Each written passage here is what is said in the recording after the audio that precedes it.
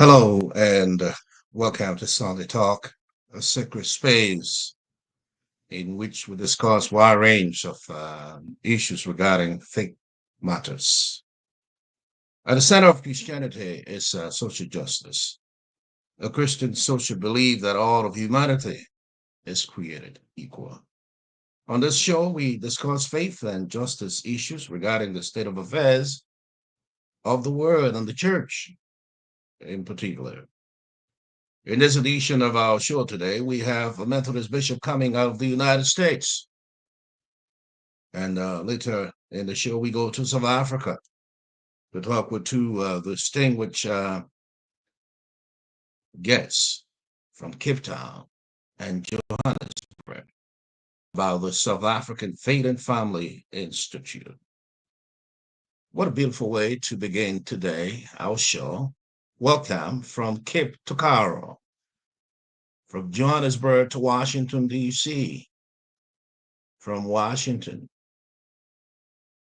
all the way to Appalachia, from Cape to Cairo. Wherever you are throughout the length and breadth of the world, we want to welcome you to the show, Sunday Talk. And it's good to be back here again with another interesting and a fascinating edition. Let's begin with Methodists and Methodism. Methodism and Methodism in general are going through a period of transitioning. The world itself is going through a period of transitioning due to the unprecedented pandemic. Methodists throughout the U.S. and the world were expected to meet for the past 2 years to finalize a way forward for the future of the United Methodist Church, either maintaining a united church since 1968, or perhaps splitting if there is no amicable resolution to some of the central debates around doctrinal matters. Because of the postponement of the Methodist General Conference for several years now, as a consequence of this global pandemic, some Methodist bishops have had to put in for retirement. As a consequence of these retirements, the subsequent delays also in the hosting of the General Conference, some bishops have had to take on a greater responsibility in managing some annual conferences with bishops. Bishop Cynthia Moore-Koikoi and Sandra Stainer-Ball of the West Virginia Annual Conference and the Western Pennsylvania Annual Conference of the United Methodist Church have come together in such an unusual and unprecedented collaboration to manage the affairs of 3 conferences, including the Susquehanna Annual Conference, while at the same time managing their respective conferences.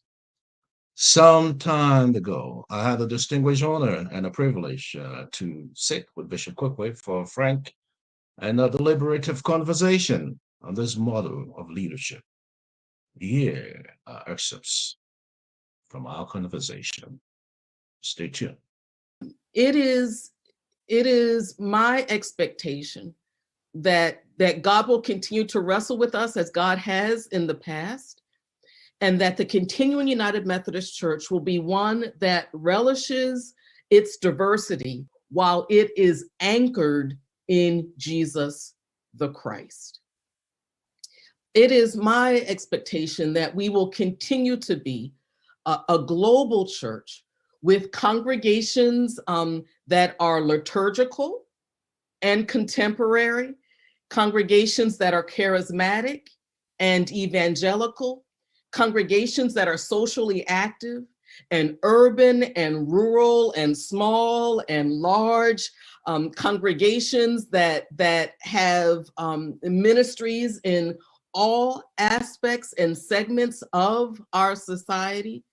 It is my expectation, it is my thought that the continuing United Methodist Church will continue to nurture children and youth and young adults and the elders of our village, that we will continue to nurture discipleship amongst new disciples and amongst those who are more mature, who have been on this journey for a longer time. It's my thought that our future church will continue to be on it.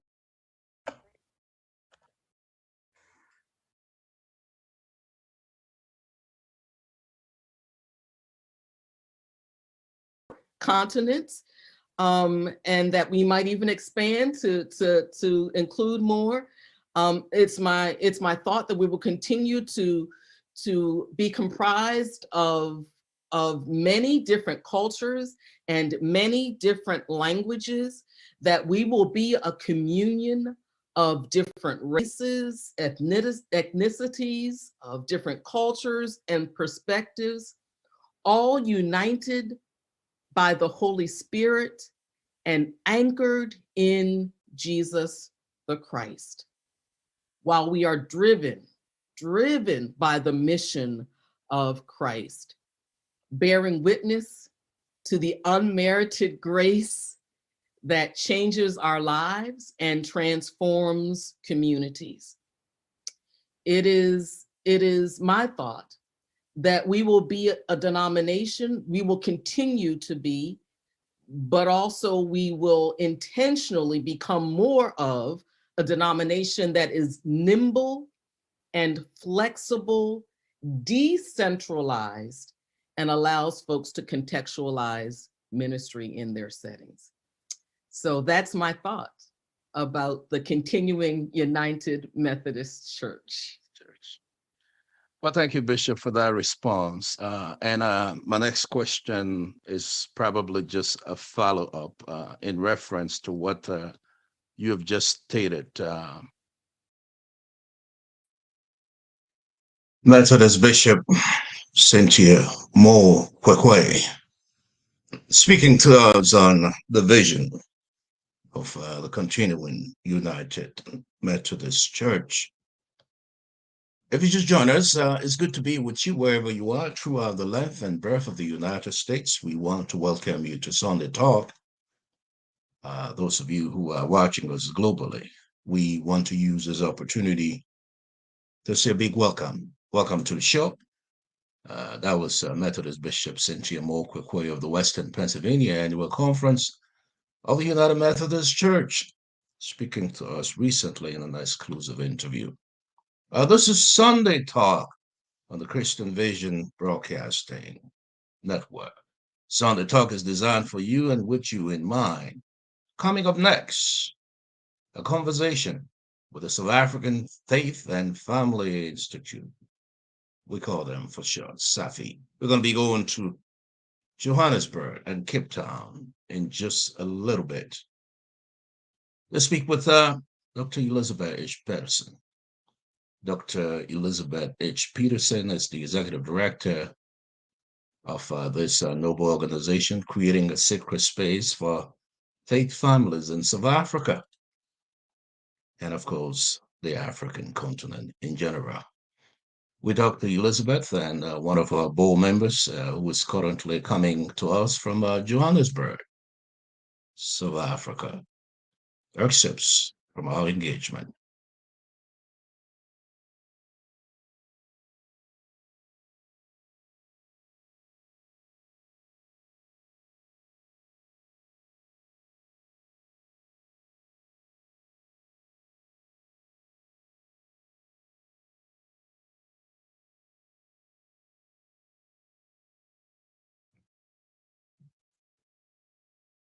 Here in Cape Town.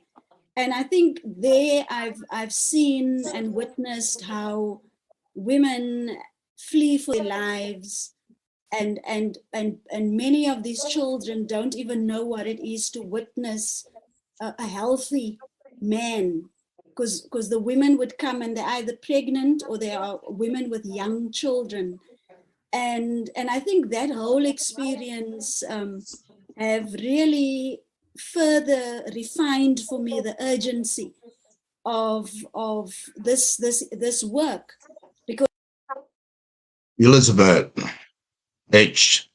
Petersen, she's the executive director of the South African Faith and Family Institute.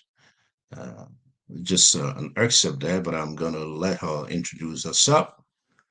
We had a little glitch in our video, but Here is Elizabeth.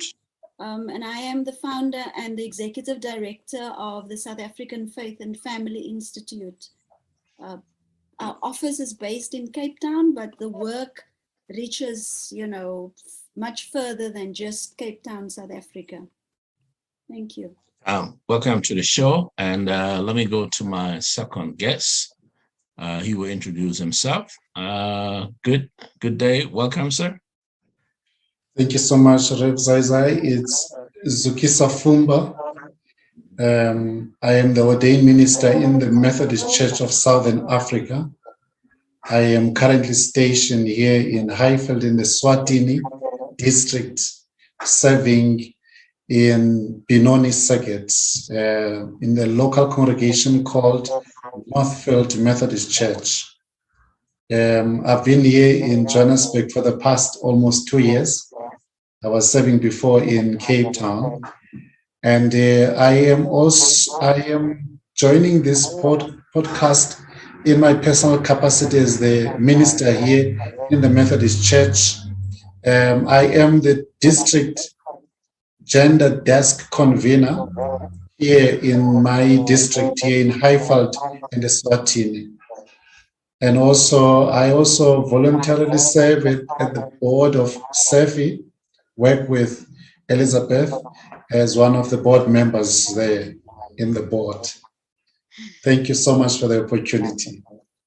This is a quite interesting global conversation. Two distinguished individuals joining me from Cape Town and Johannesburg. It has a considerable history when we talk about the issues surrounding social justice, oppression, affirming human dignity, both from a colonial standpoint, from an imperialistic standpoint.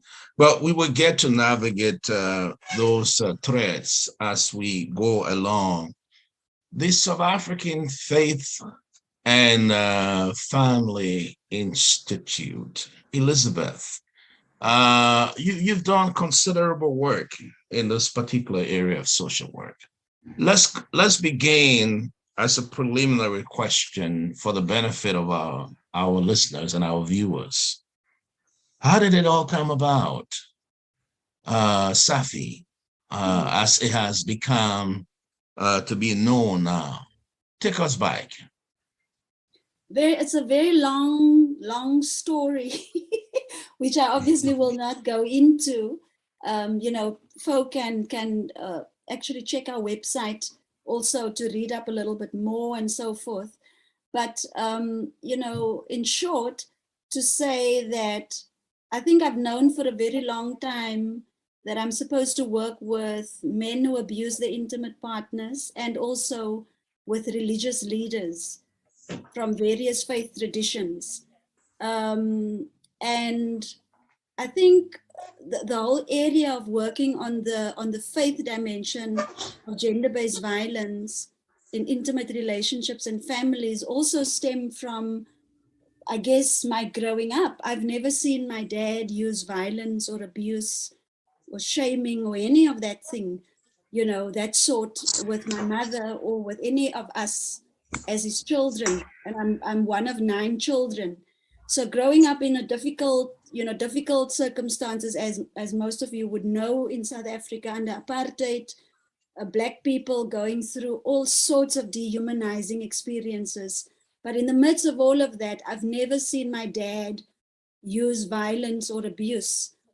So it's interesting because, like I said, I guess probably from the time when I was a teenager, I had this clarity of vision that I'm supposed to work with men who abuse their partners and with religious leaders. And it was only much later when I obtained my social work degree and my first job that I actually landed in a shelter for abused women and children. And that's the oldest shelter in South Africa. It was started in 1904, St. Anne's Homes, which is based here in Cape Town. And I think there I've seen and witnessed how women flee for their lives and many of these children don't even know what it is to witness a healthy man, because the women would come and they're either pregnant or they are women with young children. And I think that whole experience have really further refined for me the urgency of this work. Because the question that I always then lived with was, how do you get from a place of deep connection, loving, intimate relationship to a place where that relationship becomes such a toxic, violent, abusive space of terror and horror. And then I think also some of the other things that had happened. Another job that I had while I was working at St. Anne's, I was one of the first counselors for one of the first battered women counseling centers here in Cape Town. And I remember, one of the women that actually came into that center for counseling was a woman that went to the same church as I. And I know her and I know her husband because we grew up together in church. I mean, her husband, we're part of the youth. And I was hoping that she was basically lost and that she was just popping into the center to ask for directions.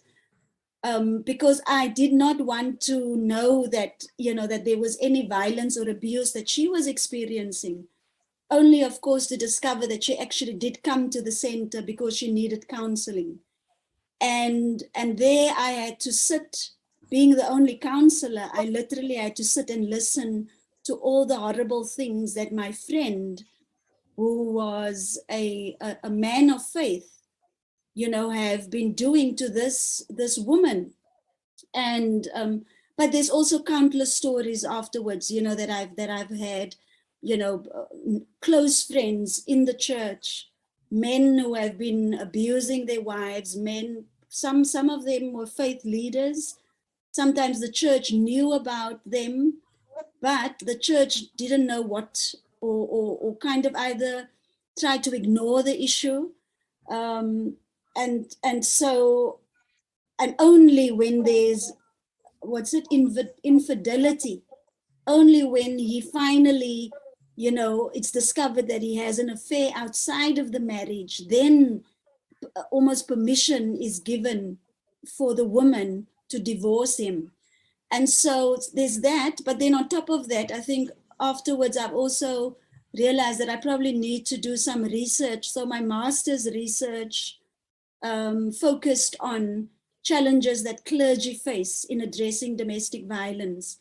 And that research, amongst a whole range of other, sort of local and international research, informed the establishment of SAFFI. Yeah, so I think, like I said, there's a lot to be said about that, but it's a combination of those, what I've just shared. Very, very inspiring story from those very early beginnings. And you were quite right on point to indicate some of the challenges that the church has faced in the midst of the abuses that take place. The church is a voice of conscience. Reverend Zukes, Yes. let me bring you into the picture. How did you come in contact with SAFFI, with Elizabeth, Dr. Petersen? And by the way, congratulations, Elizabeth. Elizabeth just received her PhD from the University of the Western Cape. Is that correct? That's right. Yes. 2 sleeps ago, I got it. Okay, that's quite correct. Congratulations, Elizabeth. Yeah, Reverend Zukes. Let me bring you into the conversation. You are United Methodist pastor in South Africa.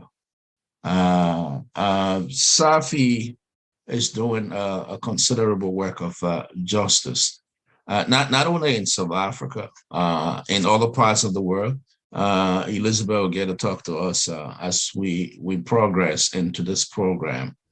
Some of the major engagements she's been involved with in terms of whether it's educational, pro-advocacy in different parts of the world. But bringing you into the picture, well, what gravitated you to SAFFI?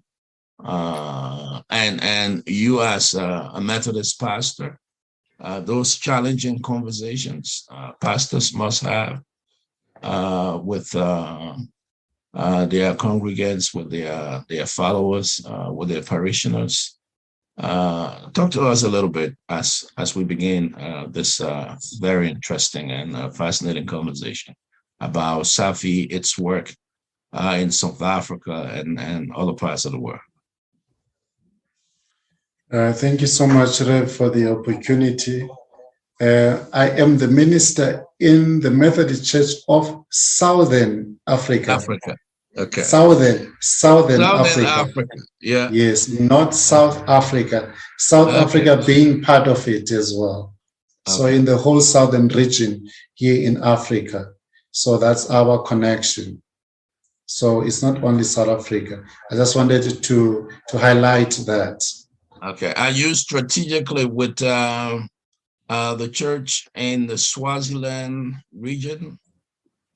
Yes, the church in Swaziland is part of our conference. The church in Mozambique is part of our conference. The church in Botswana is part of our conference. The church in Namibia is part of our conference, and the church in South Africa. So those are the countries that makes up our connection.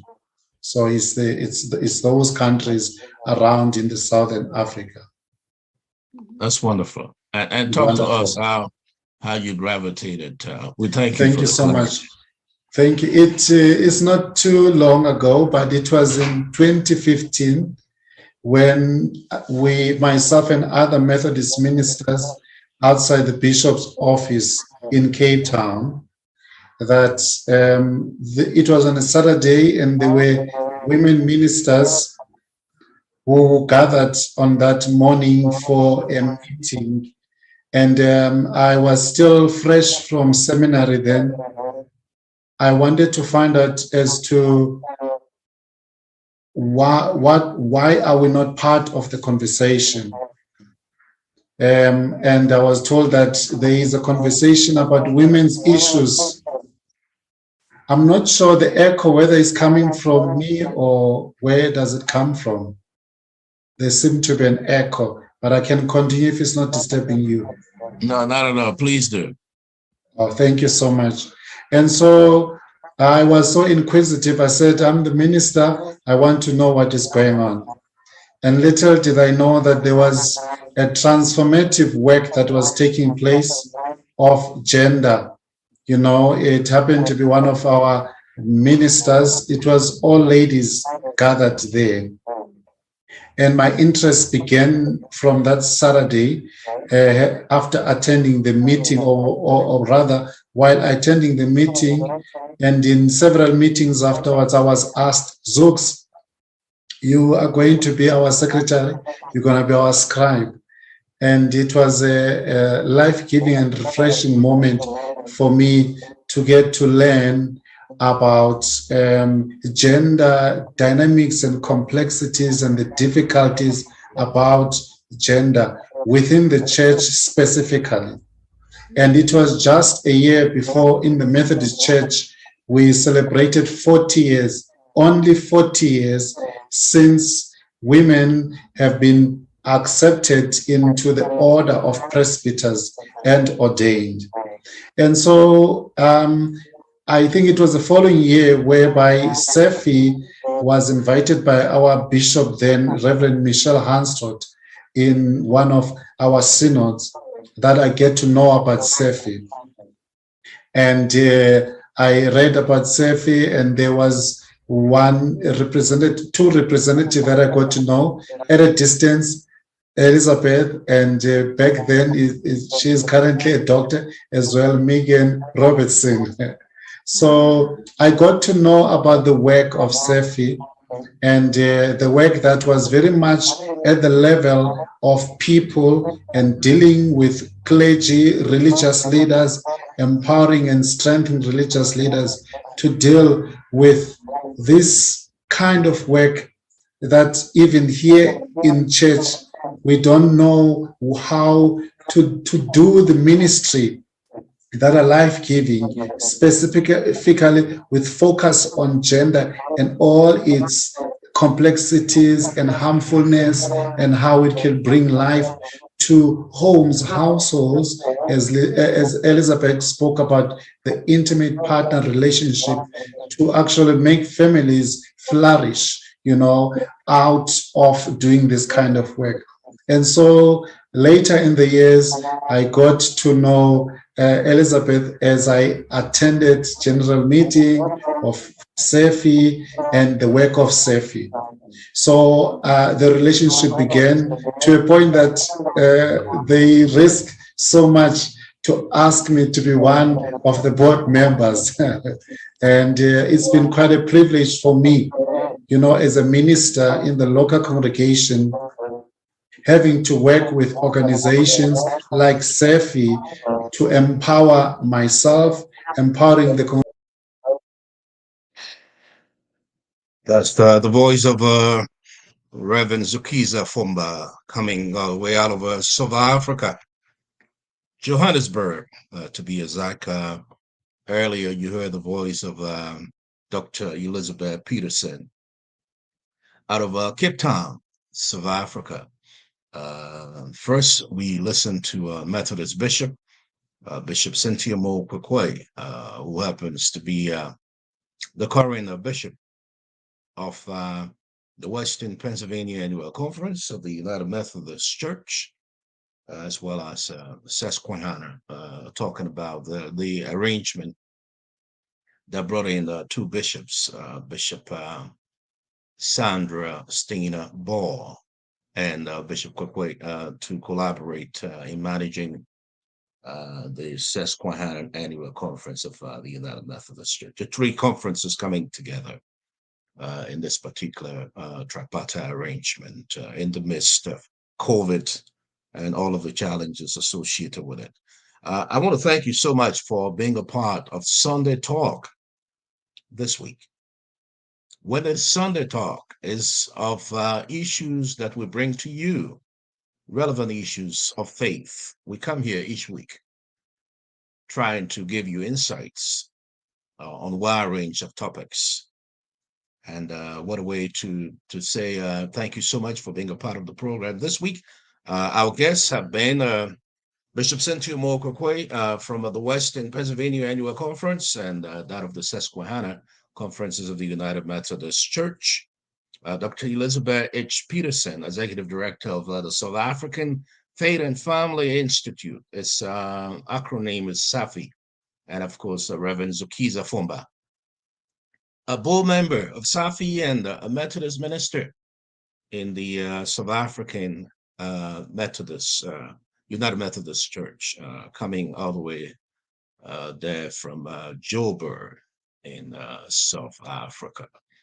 It's been a great privilege being with you today, having this conversation. We're going to continue this, and it is our expectation to expand on it in the days, weeks, months, and years to come. Conversation around faith is quite crucial. And then I want to take from the playbook of Dr. King, who brought to our attention that through sharing of our stories, through the sharing of our stories, we become aware of the pain, the loss, and injustice so many have faced. Acknowledging this pain allows us to begin the hard work of healing, action, and change. So in closing, Dr. King, I'm talking about Martin Luther King Jr., understood that the creation of the beloved community will never be mandated through policy or law. Instead, he reminds us it will have to come from us.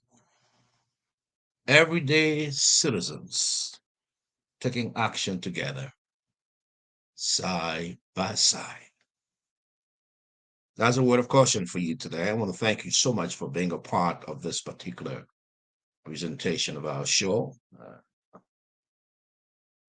Sunday Talk, we come here each week, bringing you issues that have to do with faith matters. It's been a great privilege having you to be a part of this particular edition of our program. I want to thank you so much. My name is Zukisa Fumba, thanking you for listening and wishing you a pleasant week. To all of you in the U.S., those in Cape Town, those in Joburg, those in Carroll, across the global community. Views and comments, I appreciate it. You just go into the comment section, send us a message. We will be more than glad to respond. It's been a great privilege being with you today. And of course, we will have another guest in the next edition. This is the 6th edition of our program, Sunday Talk. Let's hope it's been great. Let's hope it's been wonderful. It's always a pleasure to have you on this service, the Christian Vision Broadcasting Network. It is our desire and it is our determinative effort to continue to do the work of God, irrespective of the odds, irrespective of the challenges we encounter, irrespective of the challenges we endure.